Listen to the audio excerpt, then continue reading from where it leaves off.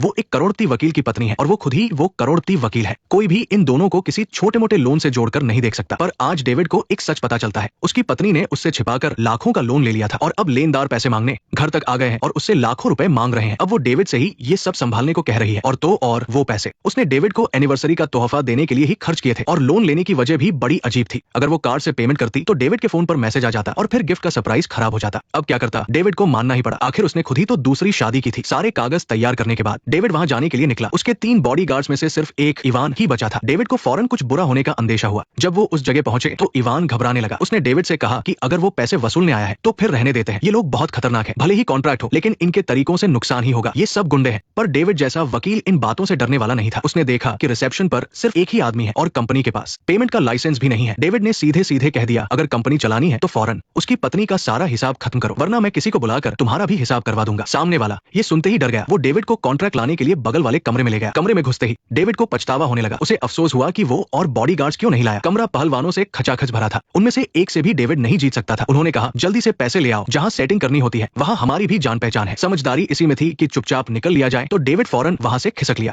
और वैसे भी इन लोगों का कोई भरोसा नहीं। क्या पता सोफे के नीचे डंडे वंडे छिपा रखे हों। अगर उसके तीनों बॉडीगार्ड्स साथ होते तब भी वो सिर्फ डेविड को ही बचा पाते। इस मामले को सुलझाने के लिए कोई और तरीका सोचना पड़ेगा। यूरी ऑफिस वापस आया तो देखा कि वहां कोई नहीं है। वो अपनी माँ को फोन करके अपनी बचपन की न्यूड तस्वीरों के बारे में बात कर रहा था। उन्हें कहीं भी भेजने से मना कर रहा था। तभी वहां वेरोनिका आ गई और उसने ये बातें सुन ली। उसे लगा कि कोई यूरी को ब्लैकमेल कर रहा है और उसकी तस्वीरें इंटरनेट पर डाल दी गई है। और दोपहर में उसे एक फैक्स भी मिला था जिसमें लोन चुकाने की डिटेल्स थी। तो अब उसे समझ आ गया कि ये सब कौन करवा रहा है। और इस गलतफ हमी के बीच यूरी को अचानक अपने कोच का फोन आता है। टीम के 2 खिलाड़ियों ने सुशी खा ली थी और उन्हें फूड पॉइजनिंग हो गई, या शायद उनके गांव के हाथों का कमाल था। खैर, वजह जो भी हो वो मैच नहीं खेल सकते। अब उनकी जगह 2 लोगों की जरूरत थी। कहते हैं ना, गुरु का दर्जा पिता समान होता है। मीशा और यूरी ने थोड़ा सोचा और फिर हाँ कर दी। अब अगला काम था अपने बॉस डेविड से छुट्टी मांगना। ये क्या है? तुम लोगों ने मुझे घेर क्यों रखा है? मीशा सर, हम आपसे बात करना चाहते थे। जब डेविड को यकीन हो गया कि वो लोग मैच की वजह से अस्पताल नहीं पहुंचेंगे तो उसने उनकी छुट्टी मंजूर कर ली, लेकिन साथ में एक छोटी सी शर्त भी रख दी। मीशा और यूरी जैसे 2 धुरंधरों के होते हुए मैच तो जीतना ही था और उन्होंने चैंपियनशिप जीत भी ली। जीत के बाद मीशा और यूरी का जोश 7वें आसमान पर था। इसके बाद वो डेविड के साथ उस लोन कंपनी में पहुंचे। वहां के छोटे बॉस ने देखा कि डेविड पैसे तो नहीं लाया, उल्टे और लोग ले आया है। उसने भी अंदर से 5-6 लोगों को और बुला लिया। मूंछों वाला आदमी बहुत कॉन्फिडेंस के साथ मुस्कुराया, लेकिन सामने इतने सारे लोगों की भीड़ देखकर मूंछों वाले की हवा निकल गई। वो फौरन बोला, आपका कॉन्ट्रैक्ट नंबर क्या है? डेविड मुस्कुराया और बड़े आराम से कमरे के अंदर चला गया। काम हो जाने के बाद शुक्रिया के तौर पर डेविड ने पूरी बॉक्सिंग टीम को दावत दी। इतना तो करना ही बनता था। तीनों बॉक्सर्स ने एक बार फिर अपने कोच को विदा किया। यूरी भी ऑफिस लौट आया। अब तक वेरोनिका को पता चल चुका था कि उसकी सौतेली मां ने कर्जा लिया था। इस बात के लिए उसे यूरी के सामने थोड़ी शर्मिंदगी महसूस हुई। उसने खुद ही यूरी को रात में साथ फिल्म देखने के लिए पूछा, पर यूरी और भाव खाने लगा। उसने कहा कि जब तक वेरोनिका माफी में उसे कुछ ऐसा नहीं देती जो उसके पास है ही नहीं, वो नहीं मानेगा। मेरे पास कुछ चीजें हैं जो नेक्स्ट पार्ट देखने के लिए वीडियो को लाइक करो।